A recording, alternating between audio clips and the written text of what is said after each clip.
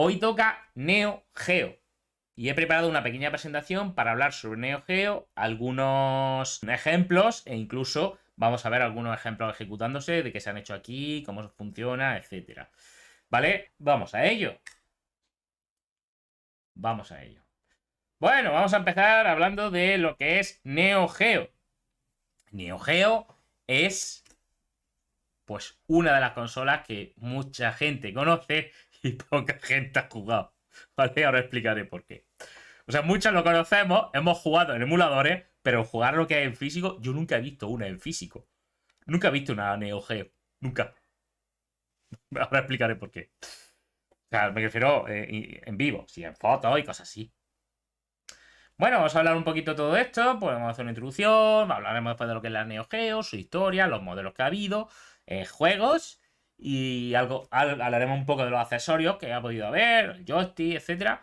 Y luego hablaremos de lo que es la arquitectura o de las especificaciones. Y por último ya nos metemos lo que es la mano en la base y hablamos de lo que es la herramienta de desarrollo para Neo Geo, los ejemplos que hay y la referencia, ¿vale?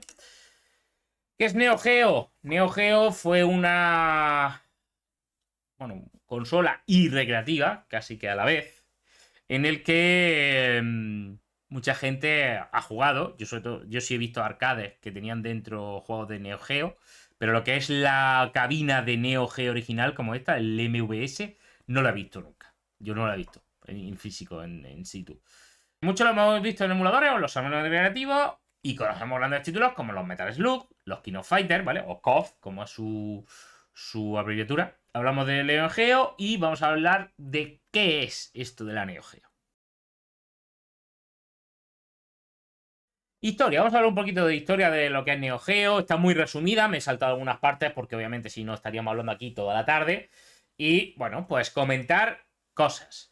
La compañía SNK al principio ya tenía un poco de historia es decir, antes de los años 90 ya había publicado cosas, había asociado con varias compañías, había sacado algunos títulos de algunos juegos, etcétera. Pero digamos que en los años 90 cuando empezó y sacó su sistema en Neo Geo, bueno, y también había estado trabajando en arcade y cosas así, que en los años 80 el tema de la máquina de arcade fue el boom, ¿no? Fue entonces cuando decidió, digamos, aparte de su Neo Geo MVS, que era la recreativa, pues estaba en la AES, que ahora explico qué es AES. Es Advanced Entertainment System. Poco para, digamos, simular la abreviatura de la NES, que era Nintendo Entertainment System, para que es Advanced Entertainment System, ya que a principios de los 90 la NES era lo que más se llevaba. Su precio era muy elevado, pero mucho, mucho. No sé si eran, que lo he estado leyendo por ahí, cuando te estoy hablando de los años 90. $700 solo la consola. No sé si era la consola con algún juego. $700. Y los juegos mejor no hablemos. O sea, era bastante caro. Ahora también tenía muchas prestaciones. Tuvo más o menos una buena acogida de, hombre, comparado con los competidores por su precio, pues los competidores, digamos, que vendieron un poco más. Pero a nivel de títulos y de lo que es de lo que podíamos ver, tuvo buena acogida. En el año 92 ya tenía más de 30 juegos y en el 94 sacaron la versión CD, la Neo Geo CD. Al principio era por cartuchos, que ahora hablaremos lo de los cartuchos. Y posteriormente usaron la utilización del CD. ¿Por qué? Porque los cartuchos eran muy caros en relación de producir un CD. Entonces ya sacaron la versión, la Neo Geo CD, para almacenar lo que es el juego, la información del juego. Posteriormente, Neo Geo, unos años después, intentó, cuando ya estábamos a mediados de los 90, casi 2000, 96, 97, Neo Geo intentó meterse en, porque estábamos hablando que ya estaba las PlayStation, el 3DO, cuando ya empezó lo que es las máquinas 3D. Bueno, sacó Hyper Neo Geo 64, pero no tuvo mucho éxito, no llegó a cuajar mucho, o al menos lo que se suele comentar. A finales de los 90 también intentó, en el año 98, competir con la gran Game Boy, que todavía estaba en toda su apogeo, además en los años 98-99 cuando ya empezó a sacarse el Pokémon, ya salió el Pokémon y cosas así. Que a finales de los 90 empezó a competir y sacó su propia consola portátil. Al principio monocromo, muy parecida a la Game Boy, refiero al tema que es monocromo. Pero luego sacaron la Neo Geo Pocket, ¿vale? La Neo Geo Pocket, la de monocromo, y la Neo Geo Pocket Color. Entonces, esas portátiles, bueno, pues estaban bien, pero no llegó a cuajar mucho. Vendieron un poco, ¿eh? Pero ya al final de los 99, 2000 ya dejaron de dar soporte a las portátiles. Se ve que no tuvieron mucho éxito y, bueno, pues no llegaron a mucho. Además, SNK en aquella época empezaba a tener problemas porque había tenido varios fracasillos, entre comillas, ¿vale? Entre comillas. No considero tanto fracaso, pero no habían tenido muchas ventas y estuvieron a punto de la bancarrota. Pero hubo gente que, digamos, a través de distintas compañías, empezaron a sacar un poco más títulos para reflotar un poco la marca y más o menos se salvó y siguió durante unos años más. Fue en el año, además, durante varios años han sacado varias recopilaciones, han sacado también el tema de la, ¿cómo sería? Sacando consolas que emulaban y cosas así. El Neo Geo también ha seguido sacando, comercializando sus títulos a través de consolas emuladoras, como Neo Geo X, que ahora veremos lo que es. Está muy chula. A mí me gustó, la verdad es que está chula. O en los últimos años sacó la Neo Geo Mini, con este boom de las mini consolas, que yo tengo una Mega Drive Mini 1.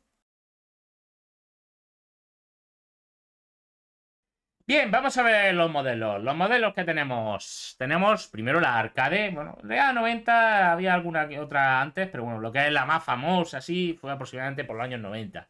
Después salió la AES, que es la doméstica, ¿vale? También en los años 90, que es esta de aquí, que tenía esta ranura de cartuchos. Ahora veremos los cartuchos, que eran bastante grandes. Con su joystick. La Neo Geo CD, la tenemos aquí, que ya tenía. Había alguna versión que tenía carga frontal o otra que se levantaba una tapa y ya directamente pues podías meter el CD-ROM. En la portátil que hemos dicho, la Neo Geo Pocket del 98, aquí la tenéis, ¿veis? Es muy parecidita, entre comillas, muy parecida. Game Boy, intentando tal. La Neo Geo Color es muy parecida, no la he puesto aquí, pero es la Neo Geo Pocket Color, que también sepáis que existe. La Hyper Neo Geo 64, aquí la tenemos en versión, o sea, lo que es como un arcade que intentaba rivalizar porque en esa época Sega también tenía bastante mercado con el tema de las arcades que había sacado con aceleración 3D y cosas así, ¿no? Esas grandes arcades que tenía Sega. También tenemos la Neo Geo X, que está ya del 2012, si no recuerdo mal, que esta tenía un Linux con una emulación, ¿vale? Muy parecido a lo que podemos encontrar hoy en día, la R36S esta. Y por último, que se me olvidaba, uno de los últimos modelos que, digamos, entre comillas, sacado sobre Neo Geo, que es la Neo Geo Mini, que tenéis ahí, que me he quitado la cámara para que lo veáis, que esta la podéis encontrar, todavía se vende. Juegos, y aquí me voy a parar un buen rato. Eso era también, gracias a que tenía bastante potencia, los juegos eran muy visuales, tenían muchos efectos, el tema de muchos enemigos, muchos sprites y cosas así. Y de eso se aprovechaba los juegos de Metal Slug. Por ejemplo, el Metal Slug, que es uno de los juegos más conocidos de Neo Geo, y es un juego de desplazamiento lateral en el que tú ibas peleando contra principios enemigos y tenía unos grandes jefes que tenían muchísimo detalle, o un tanque gigante, o uno al final era como un ovni ahí que te ataca. Y bueno, aparte de ser súper chungos, y esto gracias a los emuladores que tienen monedica infinita, pero tú imagínate cuando era por 5 duros, a ver quién se pasaba esto con 5 duros. Pero bueno, el tema era que era un juego muy divertido.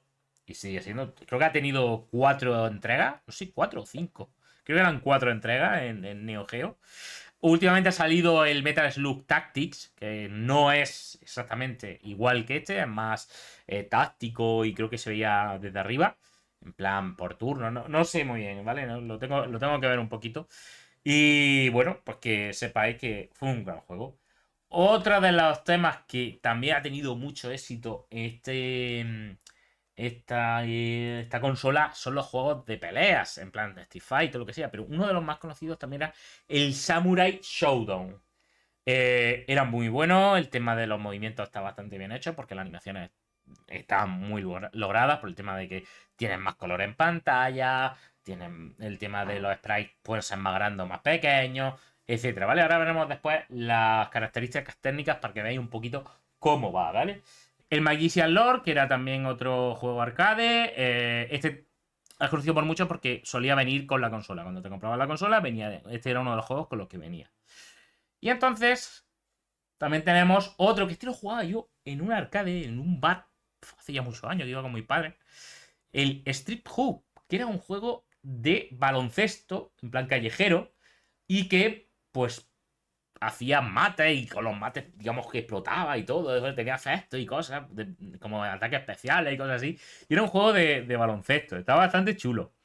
El Blazing Star, un juego, un shot 'em up, bastante chulo, en plan, también con muchos efectos. Los sprites eran gigantescos. Mira este jefe, ¿vale? Obviamente le daban mucho detalle por el tema visual, que tenía muchos colores en pantalla. Creo que eran 4096 colores en pantalla, a diferencia de los 63, 64 de la Mega Drive, que ya expliqué por qué. Y no podemos olvidar también el King of Fighters. El 98 fue uno de los más recordados por la gente. El King of Fighters, el KOF. Se le llama el KOF. Pues estos son más o menos los juegos que había de Neo Geo. O sea, había muchos más, pero quiero decir, algunos de los más notables. Accesorios. Accesorios voy a hablar, digamos, los más comunes. El joystick, que era de 6 botones, si no me acuerdo mal. Eran 4, 2, 6, sí, correcto, más tu joystick, ¿vale? Con la cruceta de las direcciones. También había una versión de mando, si no me acuerdo mal, había una versión de mando. Una tarjeta de memoria, ¿vale? Que tenía aproximadamente unos 8 kilobytes de memoria y que permitía guardar partidas, etcétera, ¿vale? Bueno, porque lo sepáis que lo tenía. Y por otro lado, el cartucho, que era un cartucho bastante ancho, que una de las cosas que pensás que estamos en los años 90, y es que estos estaban hechos por EPROMs, o EEPROMs, mejor dicho. Para que yo no sepa lo que son las EPROMs son la abreviatura de Electronic o Erasable Programable ROM. La EEPROM, Electronic Erasable, es decir, borrable, Programming ROM. ¿Vale? Son ROM, son chips con información. Más cosas. Bueno, lo que decía, aquí aparece cartucho y pone 330 megabits a 1 gigabit. Ojo, cuidado. 1 gigabit, cuidado, que he puesto la B minúscula. Gigabit, no byte. Si son bytes, es 1 gigabit entre 8, serían 128 megabytes. Aún así, para la época, un cartucho de 128 megabytes era una bestialidad. Pero una bestialidad. Entonces, por eso. Pero también es que tenía que guardar muchos más gráficos, muchos más colores, mucha más información. Por eso ocupaban tanto. También, por eso hicieron también lo del tema de usar el Neo Geo CD, porque al final el producir un cartucho de estos era mucho más caro que el producir un CD, que también era más barato.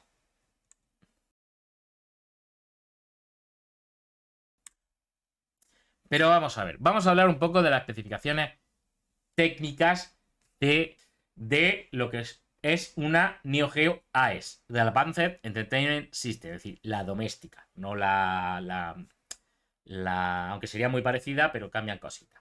Cambia el chip de gráficos, el de sonido, puede cambiar un poquito, puede haber diferentes vertientes, digamos, el de la recreativa, el del arcade. Mirad, la CPU, tenía dos CPU. Ahora fijaos en una cosa muy parecida a algo que ya hemos visto por aquí. Y es que tenemos un Motorola 68000 a 12 MHz. Bastante alto. Y una CPU2, un Zilog Z80A a 4 MHz. Los gráficos. Los gráficos teníamos un chip personalizado, creo recordad que este era el de la Neo Geo AES. De todas maneras había diferentes vertientes y diferentes versiones. Sobre todo con el tema de cuando va pasando el tiempo, pues sacan revisores de la placa y a lo mejor cambia un poquito el chip porque o van mejorando cosas o van haciendo cositas. ¿Vale? Pero al principio creo que estas eran las especificaciones.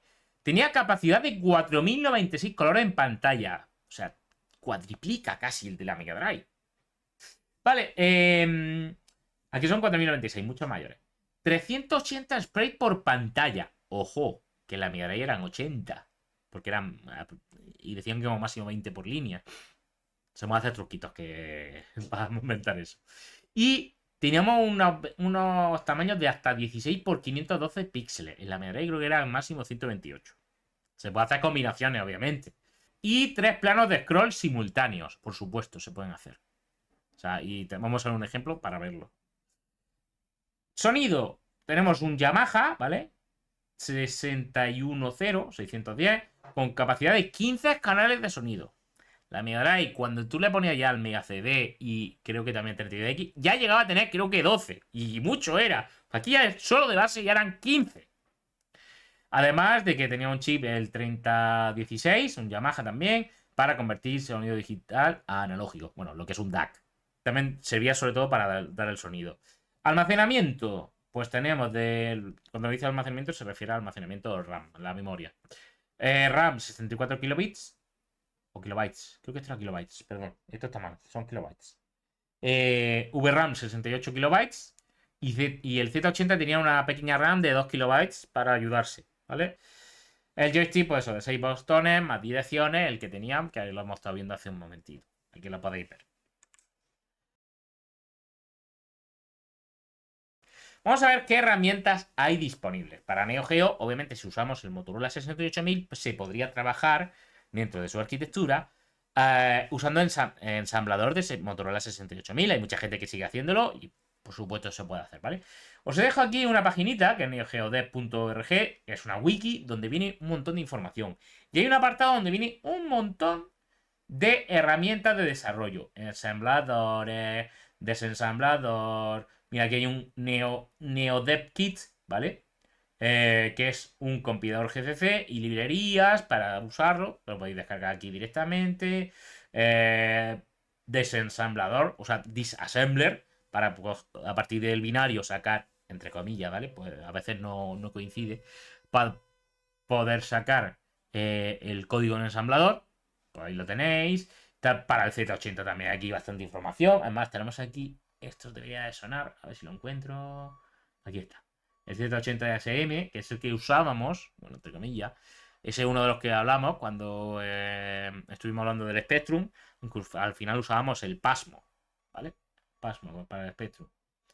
Bueno, aquí viene un montón de información. También tema de música, los trackers. También tenemos un montón. Hostia, el Gold Wave, me acuerdo yo de este. Hostia, yo usaba este hace ya muchísimos años, el Gold Wave. Bueno, aquí viene un montón de información. Tenéis también para el tema de un editor de tiles, ¿vale? Aunque aquí solemos usar el tiler, también hay uno por aquí. Viene un montón de información. Entonces, que veáis un poco cómo funciona y tenéis información, ¿vale? Os lo dejo en la presentación. Recordad que las presentaciones las subo a la página web. Pues eso. Y por otro lado, hay también un repositorio en GitHub. Un repositorio en GitHub donde ya hay alguien que ha hecho un kit de desarrollo con herramientas. Tenemos aquí este repositorio que es el ngDevKit y aquí viene toda la información que te viene un toolchain, ¿vale? Con el compilador del N68K, ¿vale? Que es el compilador para compilar C a Motorola 68000 basado en GCC o en C4, ¿vale?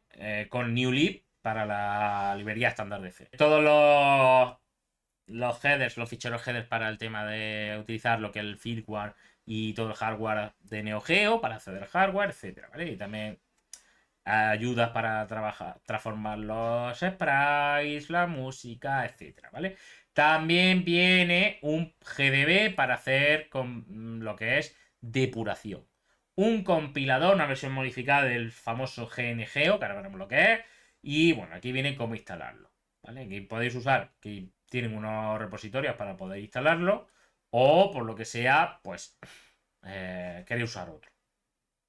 Aquí vienen para Ubuntu y para MacOS, ¿vale? Si lo queréis con Brew.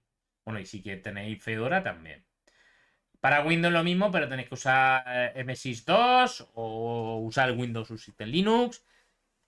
Esta utilidad, ¿vale? Que es ngDevKit para poder hacer ROMs y juegos para Neo Geo. Esto te genera tu ROM, te pone una pequeña BIOS para arrancarlo con un emulador que te pida una BIOS. Por otro lado, no podemos olvidar los emuladores. Tenemos varios. Tenemos GNGeo, que este trae una versión modificada, aunque me ha dado algunos problemas, bastantes problemas. Además, necesito una versión de la librería SDL, que es la que hemos usado para otras tantas herramientas. Por ejemplo, Blastem la usa, pero claro, la versión 2. La versión 1 tiene muchos años. Es que es un emulador bastante antiguo y noto como que hay que darle un lavado de cara, actualizarlo, yo qué sé, pero tampoco Tampoco sé muy bien cómo lo lleva. O el FD Alpha, que también. Y bueno, otra solución, y nos quitamos de problemas, porque yo, créeme, he tenido bastantes problemas para hacer que en Linux, sobre todo, funcione el emulador de Neo Geo. Quería hacerlo por separado, para decir, bueno, como es para desarrollo, no, pues nada, al final, lo mejor es utilizar RetroArch y nos quitamos de problemas. Lo que pasa es que los de RetroArch, los emuladores, aunque algunos sí traen herramientas, muchos no traen herramientas para el tema de desarrollo, pues está pensado más a jugar y punto. Que sepáis que RetroArch es como un... tiene varias partes. Una especie de frontend que tiene por debajo lo que llaman cores, que serían los emuladores, que tienen versiones como implementadas que están junto con este frontend, entre comillas, ¿vale? Y entonces lo que te permite es tener en un mismo punto todos los emuladores que tú quieras. Pues nada, para descargar RetroArch le dais aquí, descargar, y tenéis las versiones de Linux, las versiones de Linux, tenéis, fíjate, hasta de Windows 98. Bueno, pues las versiones de Linux tenéis incluso lo podéis descargar de Steam. Y bueno, yo descargué la app Imagen, aunque tenéis la de Snap, Flatpak, etc. Por ahora no voy a entrar en muchos detalles, pero bueno, que sepáis que existe y que la tenéis disponible. Una vez que hemos visto todo eso, ya tenemos todas las herramientas, el NGDeskit, los emuladores, etcétera. Pues ahora vamos a pasar ya a la última parte, a los ejemplos. ¿Dónde están los ejemplos? Aquí tenía un repositorio con los ejemplos de, digamos, del NGDeskit, que te vienen algunos de ellos, te tienen unos cuantos, para que tú vayas viendo cómo se hace cada cosa, cómo se añade un sprite, etcétera, ¿vale? Lo descargáis y utilizando las instrucciones que te vienen aquí, ¿vale? Que al final instala el NGDeskit y un make, ¿vale? Primero un configure y luego un make, para que genere un makefile ya preparado y cosas así. Y bueno, pues una vez compilado, ya lo he compilado yo para que lo veáis un poco cómo funcionan. Pero bueno, vamos a ver algunos ejemplos. Aquí tengo todos los ejemplos: Hello World, Sprite, Sprite Animation, paleta y scrolling. Vamos a ver los 4 o 5 primero. Y vamos un poco el código. Lo he puesto un poquito más grande para que lo veáis, si no, ahora le quito un poco de zoom. Ahí más o menos se ve. Si no, ahora quito esto. Y así se ve mejor. Bueno. Vamos a ver este ejemplo que sería como lo mundo. Bueno, primero, añadir la librería. Esto es normal que me dé error porque no tengo configurado dónde están las cabeceras. Como lo he hecho a través de una imagen Docker, no lo tengo configurado. Los defines, ¿vale? Para ir viendo los distintos styles para el texto, etcétera. Y aquí tenemos un par de funciones que se ha generado aquí para ir guardando, primero para borrar la pantalla y posteriormente para escribir un texto. Yo le paso un texto en donde quiero, en X e Y, y aquí me van haciendo, digamos, esa transformación a nivel de VRAM. Aquí me pone la letra A, aquí la B, la C, la tal. Y al final se va guardando, ¿vale? Esa información se va mostrando por pantalla. Ahora lo veremos, ¿vale? Entonces en el main, que es lo que a mí me interesa, tenemos, por un lado, llamamos a la función de borrar pantalla, se borra la pantalla. Posteriormente lo que hacemos es crear una pequeña paleta de colores. Recordad que aquí tenemos hasta 4096 colores por pantalla, pues yo puedo guardar lo más grande. Pero bueno, guardo 3 colores, ¿vale? Que será el negro, el blanco y un grisecito para poder ver el tema del contorno, ¿vale? Y lo que hacemos aquí es, por cada uno de esos colores, se guarda en un espacio de memoria, ¿vale? Ese mmap palbank, para decir, mira, en el banco de memoria 1, en tal posición, me guardas el color que hay en esta posición. Básicamente una copia. Una copia de esos colores y ya está. Después creamos dos, en este caso serían cadenas, son cadenas de caracteres, ¿vale? Son arrays de achar, todo es de C puro y duro. Y lo que es que ponga Hello Neo Geo y por otro lado, digamos, dónde está el GitHub, ¿vale? Perfecto. Escribimos las dos, ¿vale? Las dos textos por pantalla. En este caso, pues calculo la posición X y la Y. Voy en la 13 y en la 15 para que veamos dónde se vea. Y Hello 1 y Hello 2. Ya está, no hay más. Un bucle infinito, que esto también se puede hacer. El bucle infinito for punto y coma. Es más raro de ver, pero se puede ver. O un while true valdría igualmente. ¿Vale? Y esto lo que hace es lo siguiente. Vamos a verlo. Esto es lo que, si yo lo compilo, ya lo he compilado, me generará lo siguiente. Veis que tengo aquí una tal ROM. Y aquí tengo los ficheros de la ROM, tal cual. Esos son los ficheros de la ROM. Y aquí tengo un zip, que siempre pone el pulse de P este, ¿vale? Que contiene la ROM. Voy a abrir RetroArch para que lo veáis. ¿Vale? Aquí en historial. Todos se llaman así, obviamente tendría que cambiar. Tendría que cambiarlo en el makefile, pero bueno, ahora mismo me da igual. Le doy aquí Y le doy iniciar. Y ahí lo tenéis, ¿vale? Me ha cargado el emulador FB Alpha, Neo Geo, es decir, para que esté preparado para Neo Geo. Y ahí tenéis, es tal cual lo que hemos puesto. Hemos puesto Hello, Neo Geo y el GitHub. Con esto, perfecto. Debería, o sea, ya tengo mi primera ROM, mi Hola Mundo, mi primera ROM de Neo Geo funcionando. Bueno, vamos a salir, F1, cerrar contenido. Vamos a ver otro ejemplo. Ese es el primer ejemplo, Hola Mundo, ¿vale? Que veáis un poco cómo funciona. Utilización de sprites. ¿Aquí qué tenemos? Pues tenemos que aquí cargamos dos librerías. Aquí esto es para el tema del controlador, porque aquí sí vamos a usar el joystick. Es para decirle, oye, voy a usar el player 1.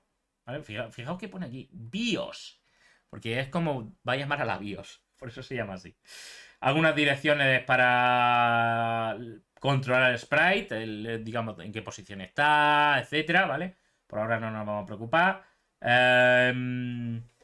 ¿Y por dónde vamos a empezar? Los tiles en memoria de VRAM, ¿vale? Los primeros 255 se utilizan, ¿vale? Lo utiliza la BIOS, así que los saltamos. Los colores, la paleta, ¿vale? Aquí, puesto tal cual manualmente, ahora mismo para el ejemplo. Y de nuevo los cargamos en la memoria de la paleta de colores. Perfecto. Aquí ponemos la posición inicial y por aquí inicializamos la sprite. Aquí vamos primero a que vamos a usar el puntero de la VRAM, ¿vale? Es decir, voy a donde están los gráficos, perfecto. Y aquí lo que voy haciendo es ir dibujando por cada uno de los tiles, porque el sprite tienen digamos, unos tiles en concreto. Ahora veremos dónde se saca. Vamos iniciando por donde va empezando el tile, vamos haciendo, digamos, ese bucle que vaya pintando trocito a trocito. Creo recordar que aquí los tiles también son de 8x8. Creo recordar, no me acuerdo exactamente, pero son de 8x8 también. Y se va guardando tanto los atributos, que los atributos es recordar que, por ejemplo, de la Game Boy lo estuvimos viendo, lo hemos visto en las sesiones prácticas. Tenemos, por un lado, los tiles puestos en memoria, que es lo que se va a mostrar, y los atributos es en plan, está volteado, no está volteado, de qué tamaño es y cosas así, ¿vale? Pues aquí lo hacemos muy parecido. Aquí va haciéndolo por cada uno de ellos y lo va mostrando. Si tiene algún zoom, porque esto tenía para zoom, si tiene donde está, digamos, máximo zoom, aquí lo tienes, si dónde va a estar la posición vertical, etcétera. Aquí lo utiliza a través de registros como la Game Boy Advance. No sé si recordáis con la Game Boy Advance que teníamos registros de control de los sprites, de control de la pantalla, de los fondos y cosas así, ¿vale? Aquí esto del joystick es para ver cuando yo pulso una tecla, porque en vez de 0 sea 1, etc. Y aquí lo que vamos haciendo es cambiando cada una de esas posiciones en función de este BIOS P1, que va el que va cambiando cuando yo voy dándole a las teclas. Va cambiando esto y a través de esta máscara, ¿vale? Si he pulsado arriba, abajo, derecha, izquierda, pues va cambiando. Y también importante es si cada uno de esos va cambiando, entonces aumento la Y o la quito o aumento la X, etc. Y vamos cambiando la posición del sprite. Esto es cuando el VBlank, cada vez que se pinta la pantalla, se llama esa función. Aquí es el weight de VBlank, ¿vale? Aquí digamos que hemos hecho nosotros la función, no viene ya hecha, pero bueno, se podría hacer y se puede implementar.